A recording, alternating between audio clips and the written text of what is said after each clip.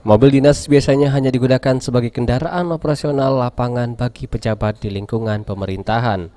Namun menurut Wali Kota Palembang Harno Joyo, yang dijumpai di sela kegiatannya mengungkapkan, keberadaan mobil dinas sebagai fasilitas negara juga diperbolehkan untuk digunakan masyarakat ketika mobil tersebut sedang tidak digunakan pejabat terkait.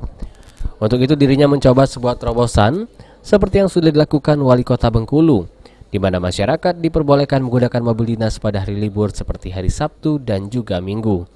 Namun, masyarakat boleh menggunakan mobil dinas tersebut ketika ingin melangsungkan pernikahan atau mobil tersebut sebagai mobil pengantin yang ingin menikah.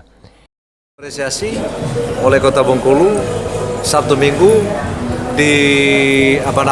diserahkan kepada masyarakat yang betul-betul punya kesan ketika memanfaatkan mobil dinas itu. Artinya pada saat pesta perkawinan nih. Nah, Palembang akan seperti itu.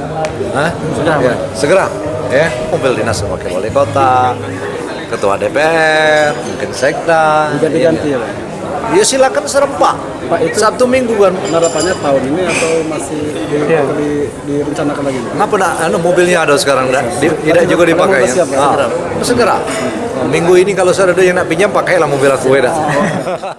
Gebrakan ini sendiri dalam waktu dekat akan direalisasikan di Kota Palembang dan yang pasti pada tahun 2020.